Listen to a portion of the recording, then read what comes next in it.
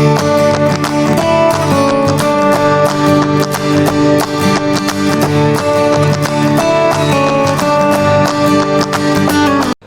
Everyone, welcome back to aquaric zone. I hope आप सब अच्छे हैं। मैंने रिसेंटली 2-3 प्लांटेड टैंक पोस्ट किए हैं। ज़्यादातर उन वीडियोस में मैंने बोला नहीं है, तो मैंने सोचा क्यों ना एक बेसिक सी नॉलेज आप सबको प्लांटेड टैंक के बारे में शेयर कर दूं। एक्चुअली प्लांटेड टैंक है क्या? ये बेसिकली वो एक्वेरियम्स होते हैं, एक ऐसा इन्वायरमेंट क्रिएट करते हो जिसमें आपके प्लांट जो है ग्रो करे, जो नेचर को डिपिक्ट करे। जिस तरह से आप देखते हैं कि रिवर्स जहाँ पे फिशेस होती हैं उसके आसपास पेड़ लगे होते हैं, या फिर कोई पहाड़ हो उस पर किस तरह से छोटे छोटे प्लांट्स ग्रो करते हैं, उसी तरह का कुछ सेटअप आप अपने एक्वेरियम्स में बनाते हो जो देखने में बहुत खूबसूरत लगता है ना। इसको मेंटेन करने के लिए, इसको सेटअप करने के लिए कुछ बेसिक सी चीज़ें हैं जो हमें फॉलो करनी पड़ती है, जिसके लिए हमें तैयारी करनी पड़ती है। तो उसके बारे में मैं आपको बताऊंगा। ये कोई जो वीडियो मैं बना रहा, जो इन्फॉर्मेशन मैं आपको दूंगा, ये एक गाइड है जिसमें आप एक टैंक सेट करोगे। ये कोई कंपटीशन नहीं है कि लो टेक टैंक बनाना है या हाई टेक टैंक बनाना है, तो ऐसा कुछ नहीं है। कॉमन सी चीज़ें हैं जो बताऊँगा, जो बेसिक से रिक्वायरमेंट होती हैं। तो आप इस वीडियो को पूरा देखिएगा, कोई भी इन्फॉर्मेशन मिस ना करिएगा। और अगर चैनल को सब्सक्राइब नहीं किया तो प्लीज़ चैनल को ज़रूर सब्सक्राइब कर दें। बहुत से इंटरेस्टिंग प्रोजेक्ट्स हैं जो आने वाले हैं। मेरे एक्वेरियम्स जो बाहर रखे थे वो अंदर आ चुके हैं, दूसरा टैंक रेडी हो गया है, जल्दी उसका वीडियो भी डालूंगा। तो कोई भी प्लांटेड टैंक सेट करने से पहले, एक्वेरियम सेट करने से पहले, अगर आप बिगनर हैं तो उनके लिए एक गाइड है कि अगर आप स्टार्ट कर रहे हैं एक्वेरियम अपना, पहले कर रहे हैं, तो मैं ऑलवेज सजेस्ट करूंगा कि छोटा एक्वेरियम बनाएं। देखिए कि मेरे 1.5 फीट का एक्वेरियम है, ये रखें, क्योंकि ये एक ऐसी हॉबी है, स्पेशली प्लांटेड एक्वेरियम का शौक ऐसा है, इसमें आप पैसों की कोई लिमिट नहीं होती। आप जितना ज़्यादा इन्वेस्ट करेंगे, बहुत सारे वैरायटी ऑफ प्रोडक्ट्स अवेलेबल हैं, सस्ते से लेके महंगे तक। और अगर आप नए हैं तो कभी कभार बहुत ही डिफ़िकल्ट हो जाता है इन सब चीज़ों को आइडेंटिफाई करना कि क्या चीज़ें आपके टैंक के लिए अच्छी हैं, क्या अच्छी नहीं हैं, और उसमें हम खर्चा करते चले जाते हैं। तो अगेन आप फर्स्ट टाइम स्टार्ट कर रहे हो तो छोटा टैंक लाएं। छोटे टैंक में आपके बहुत से बेनिफिट्स होंगे कि आपको आइडिया मिलेगा, आप बेसिक सी चीज़ें समझेंगे, क्योंकि फर्स्ट टैंक है। आप वीडियोस चाहे जितने देख लें, लोगों को देख लें, आपको कोई कितना भी गाइड कर दे, लेकिन आप सीखेंगे तभी, अपने टैंक को तभी समझ पाएंगे जब आप उसमें रिसर्च करेंगे। तो छोटा टैंक लाएं, वो आपको कॉस्ट बचाएगा, आपका ज़्यादा सॉयल नहीं लगेंगी, और भी जितनी चीज़ें होती हैं टैंक की, वो जितना छोटा होगा उतनी रिक्वायरमेंट कम होगी, जितना बड़ा है उतनी रिक्वायरमेंट ज़्यादा, उतनी सॉयल ज़्यादा, लाइट बड़ी। तो छोटे से स्टार्ट करें, फ्यूचर में उसको आप बड़ा कर सकते हैं।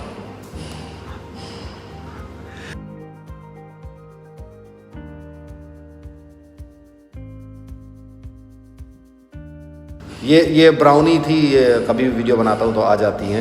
Okay, so back to the topic. उसके बाद कुछ इंपॉर्टेंट फैक्टर्स हैं जो प्लांटेड टैंक के लिए बहुत ज़्यादा नेसेसरी होते हैं।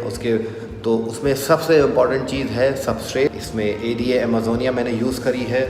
मेरा प्लांटेड टैंक है लो टेक। आपने इसका वीडियो ज़रूर देखा होगा, अगर नहीं देखा है तो लिंक मैं डिस्क्रिप्शन में डाल दूंगा, प्लीज़ उसको भी चेकआउट करें। इसके अंदर मैंने ऑर्गेनिक कंपोस्ट यूज़ किया है, और उसके साथ ही साथ कुछ लोग रिवर सैंड भी यूज़ करते हैं। लोगों के क्वेश्चंस होते हैं कि हम क्या यूज़ करें। एक्चुअली सब में प्लांट ग्रोथ हो सकते हैं एक्सेप्ट नॉर्मल सैंड में, उसमें प्लांट आप लगा सकते हो, लेकिन आपको कुछ एक्स्ट्रा एडिशनल करना पड़ेगा। वो क्या है मैं आगे आपको बताता हूँ। तो अमेज़ोनिया है, तो आप इसको as a base substrate use कर सकते हो। ये हेल्प करता है, ये न्यूट्रिएंट रिच सबस्ट्रेट होता है जो आपकी प्लांट की ग्रोथ में हेल्प करता है, आपके प्लांट को न्यूट्रिएंट सप्लाई करता है, तो इससे आपकी प्लांट की ग्रोथ होती है। तो ये one of the important part है। और जैसा कि मैंने दिखाया, मेरा लो टेक टैंक है, उसमें मैंने ऑर्गेनिक कंपोस्ट यूज़ किया है। वो भी एक तरह की खाद है, एक सॉइल है, उससे भी न्यूट्रिएंट्स निकलते हैं।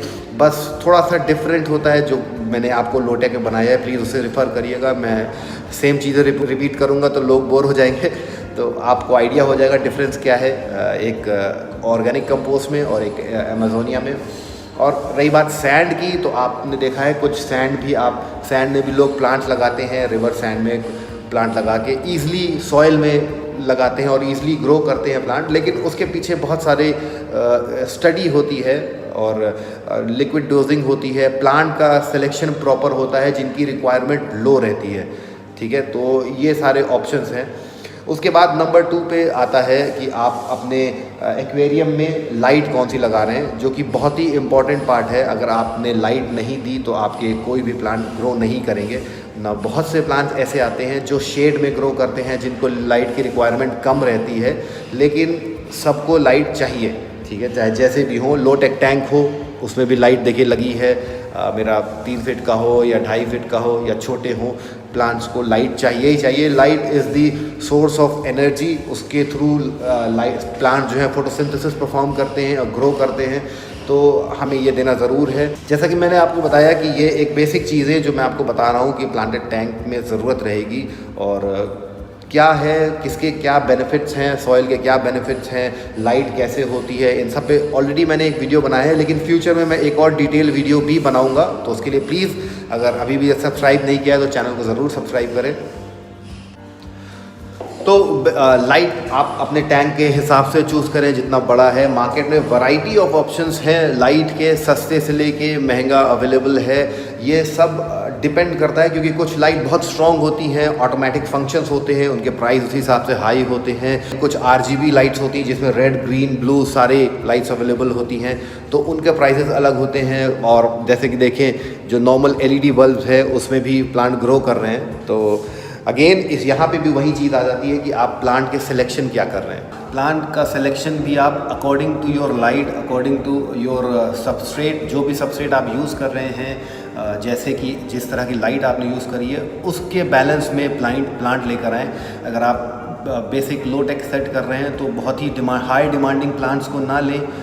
रेड प्लांट्स मोस्टली, जैसे रोटाला की रेड स्पीशीज़ है, लुडविग या रेपन्स हो गया, कई प्लांट्स ऐसे होते हैं जो कि क्वाइट डिमांडिंग होते हैं, उनको ना लाएं। ये मैं ज़रूर आप लोगों को दिखाऊंगा, वो वीडियो भी मैं डालूंगा, जिससे आपको एक आइडिया भी मिलेगा कि कौन से प्लांट इजी होते हैं, कौन से हाई टेक हैं, कौन से लो टेक हैं।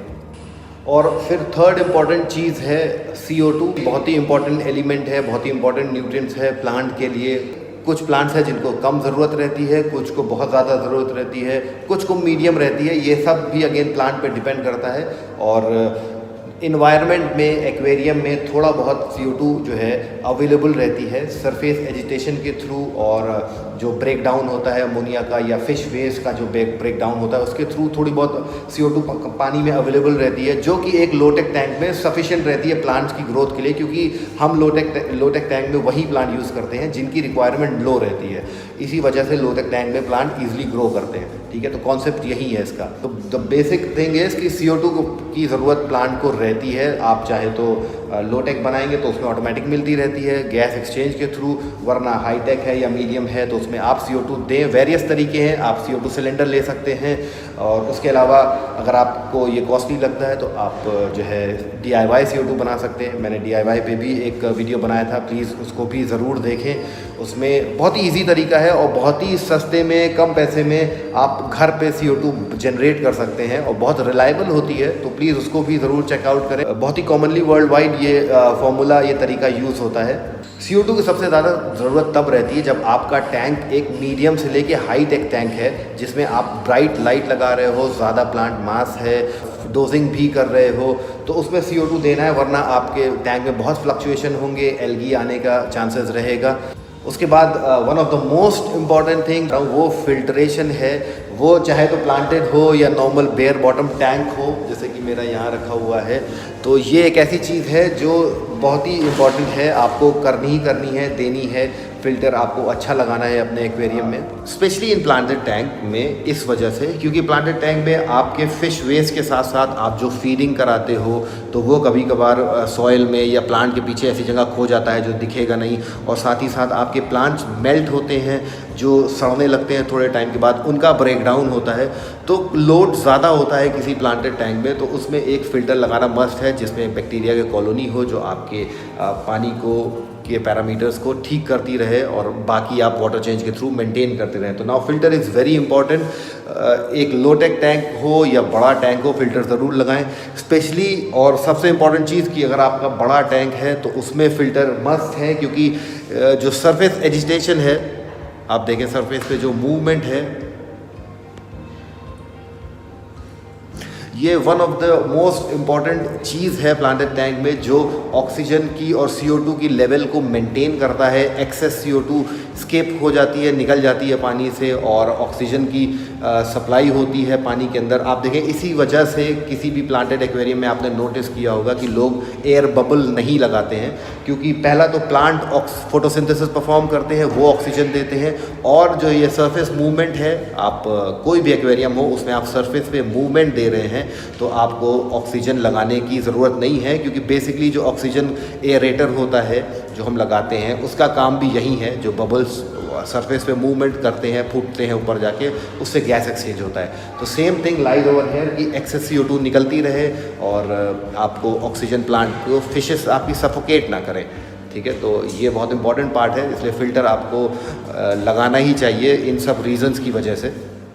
उसके बाद मैं आपको कुछ फर्टिलाइज़र के बारे में बताऊंगा। जैसे कि मेरे ये 2 टैंक हैं, मैं इनमें बिल्कुल भी डोजिंग नहीं करता हूँ, लेकिन इसका मतलब ये नहीं है कि इन्हें लिक्विड फर्टिलाइज़र वगैरह की ज़रूरत नहीं होती है।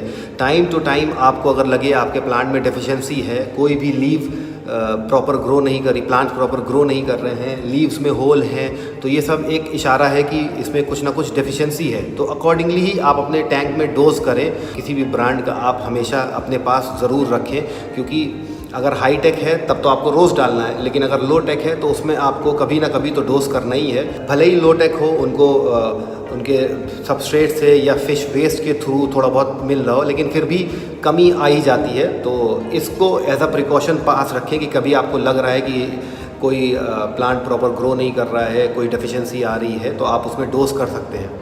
नाउ बहुत तरह के फर्टिलाइज़र अवेलेबल हैं मार्केट। EI डोजिंग में आता है, जैसे कि मेरे पास ये रखा है, और उसके बाद ही सीकेम के कई सारे प्रोडक्ट्स होते हैं, इस तरह का आता है। लिक्विड डोजिंग कैसे करी जाती है, प्लांटेड टैंक में कितना डोजिंग करते हैं, इसके लिए भी मैं एक वीडियो बनाऊंगा और जल्दी पोस्ट करूंगा। तो ये सारी चीज़ें, जैसे कि लाइट है, फिल्ट्रेशन हो गया, सबस्ट्रेट है, उसके बाद CO2 हो गया, तो ये एक ऐसी ये सारी चीज़ें बहुत ही इम्पॉर्टेंट हैं जो कि होनी चाहिए एक प्लांटेड टैंक सेटअप करने से पहले, वरना आपके टैंक में कोई ना कोई इशू रहेगा। ये प्राइमरी चीज़ें हैं कह लें, और इसके साथ ही साथ कुछ सेकेंडरी चीज़ें भी आती हैं, ऑप्शनल चीज़ें, जो आप अगर करेंगे तो आपका टैंक और अच्छा लगेगा, नहीं करेंगे तो कोई प्रॉब्लम नहीं है, टैंक आपका फिर भी चलेगा, प्लांट्स आपके फिर भी ग्रो करेंगे। तो बहुत सारी डिफरेंट चीज़ें हैं, बहुत सारे फैक्टर्स हैं अचीव करने के लिए। नाउ मैं जानता हूँ कि कुछ चीज़ें काफ़ी एक्सपेंसिव होती हैं, लेकिन किसको किस तरह से मैनेज करा जाए, कौन सी लाइट ली जाए, उस पर मैं वर्क कर रहा हूँ। होपफुली जल्दी, जैसे आप देखें मेरे डिफरेंट लाइट्स पे प्रोजेक्ट्स हैं जो अभी भी साइकिलिंग फेस पे हैं, क्योंकि मैंने रिसेंटली सेट किए हैं, और मेरा जो लो टेक टैंक है वो भी चल रहा है, ताकि एक बार ये सारे रिज़ल्ट्स ओके आए। मैं इन सब चीज़ों पे स्टडी वर्क कर रहा हूँ, तो जैसे जैसे इसमें जो भी इसके रिज़ल्ट रहेंगे मैं आप लोगों से शेयर करूँगा। उसके बाद आपको स्टेप्स बताऊँगा, तरीके बताऊँगा। प्लीज़ अपने कमेंट करते रहें, चैनल से जुड़े रहें, ताकि आपको पता चलता रहे, हम और आप कम्युनिकेट कर सकें, शेयर कर सकें अपनी नॉलेज, और मैं भी शेयर कर सकूँ कि किस तरह से आप कौन प्लांटेड टैंक किस बजट में बना सकते हैं, क्योंकि इसकी, जैसा मैंने आपको पहले कहा, कोई लिमिट नहीं है। तो नॉलेज और इसके बारे में स्टडी करना बहुत ज़्यादा ही ज़रूरी है। मेरे फ्रेंड्स हैं, मैंने देखा है, उन्होंने काफ़ी कुछ इन्वेस्ट कर दिया है, लेकिन बहुत से इश्यूज़ आते हैं प्लांटेड टैंक में अगर आप पहले से उस पर थोड़ा सा वर्क ना करें। नाउ इन सब चीज़ों करने के बाद भी आपने मेरे टैंक वीडियोस देखे होंगे, मैंने बहुत सारे प्रोडक्ट्स यूज़ करे हैं अपने प्लांटेड टैंक में। मैंने उनके बारे में नहीं बताया आपको, बिकॉज ये सब सेकेंडरी चीज़ें हैं। कुछ डेकोरेटिव आइटम्स आ जाते हैं, जैसे कि ड्रिफ्टवुड हो गई, रॉक्स हो गई, पावर सैंड है।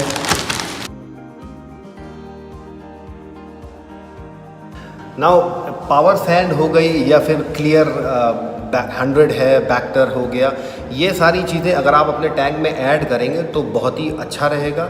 लेकिन अगर आप ऐड नहीं करेंगे तो इसका मतलब ये नहीं कि आपका टैंक नहीं चलेगा। ये सारी चीज़ें इन्हांस करती हैं, जैसे कि पावर सैंड जो मैंने आपको दिखाई, पावर सैंड एक्स्ट्रा न्यूट्रिएंट्स देता है प्लांट को। उसकी वजह से अगर उसको बेस में यूज़ करते हैं आप, तो जो सबस्ट्रेट है वो ऑक्सीजनेटेड रहती है, पानी का फ्लो उसमें नीचे भी रहता है, और हेल्दी बैक्टीरिया को भी प्रमोट करती है। एक तरह का बूस्ट मिलता है, जो भी आप बेस सबस्ट्रेट यूज़ कर रहे हैं उसको एक बूस्ट मिलेगा, थोड़ा बहुत न्यूट्रिएंट्स उसमें भी होते हैं। तो ये सारे बेनिफिट हैं पावर सैंड के। अलग अलग साइज़ की अवेलेबल होती है मार्केट में, और जैसा कि क्लियर बैक्टर 100 हो गया, और क्लियर सुपर क्लियर आपने सुना होगा, ये सब बहुत कॉमन चीज़ें हैं। जो कि प्रोफेशनल अपने टैंक में डालते हैं। प्रोफेशनल क्या, कोई भी डाल सकता है, ऐसी बात नहीं है। बस क्या है कि ये सब एक एक्स्ट्रा के खर्चे हैं जो आप नहीं भी करेंगे तो चलेगा, क्योंकि सुपर क्लियर वगैरह जो है, जो पानी को इनिशियल स्टेट में साफ़ करता है, और बैक्टर 100 है जो हेल्दी बैक्टीरिया को जो है प्रमोट करता है ग्रोथ में उसकी, जो कि बहुत ज़्यादा इंपॉर्टेंट नहीं है। आप वाटर चेंज के थ्रू इसको मैनेज कर सकते हैं। तो अगर आप ये डाल रहे हैं तो वेल एंड गुड है। अगर मुझसे पूछेंगे तो आप डालिए, बिल्कुल डालिए, लेकिन नहीं भी डालेंगे तो आपका टैंक चलेगा। उसी तरह से फ़िल्टर्स की भी कई सारी एसेसरीज़ आती हैं, और एक्वास्केपिंग की कई एसेसरीज़ हैं, जैसे कि आप मेरे टूल्स रखे हैं, देख रहे हैं, वीडियो में आपने देखा ही होगा, तो मुझे इसके बारे में ज़्यादा बताने की ज़रूरत नहीं है। नहीं देखा हो तो लिंक मैं अटैच कर दूंगा डिस्क्रिप्शन में, उसको भी जाके देखें कि क्या क्या एक्वास्केपिंग के टूल्स हैं जो आपको ज़रूरत पड़ती है। इंपॉर्टेंट टूल्स प्लांटिंग के लिए उसको ज़रूर लाएँ, भले ही किसी भी ब्रांड का लें, वो मैटर नहीं करता है, लेकिन उसको लें। तो जो सेकेंडरी चीज़ें हैं, ये भी, इनके भी कुछ बेनिफिट्स होते हैं। इनके क्या कहते हैं, जो भी फ़ायदे और नुकसान तो एक्चुअली कोई नहीं, जो भी फ़ायदे हैं वो मैं आपको एक नए वीडियो में, अगले वीडियो में ज़रूर बताऊंगा, क्योंकि ये काफ़ी लेंदी चीज़ें हैं, बहुत सारी चीज़ें हैं, तो उन सबको एक साथ कवर करना, ये वीडियो थोड़ा लंबा हो जाएगा। तो इसके अलावा भी कोई ऐसी चीज़ हो जो टॉपिक आपको लगे मैंने अगर मिस कर दिया हो, या आपके मन में कोई डाउट रह गया हो, यही क्या, इस हॉबी से रिलेटेड कोई भी आपके मन में सवाल हो, तो आप ज़रूर कमेंट के ज़रिए मुझसे पूछ सकते हैं। मैं आपके हर कमेंट का जवाब दूंगा, और उसके लिए आपको सब्सक्राइब करना पड़ेगा। तो प्लीज़ चैनल को भी सब्सक्राइब करें, अपने कमेंट करना ना भूलें, सवाल पूछना ना भूलें, और वीडियो अच्छा लगा हो तो उसे लाइक भी ज़रूर करें। तो until next video guys, take care and thank you for watching.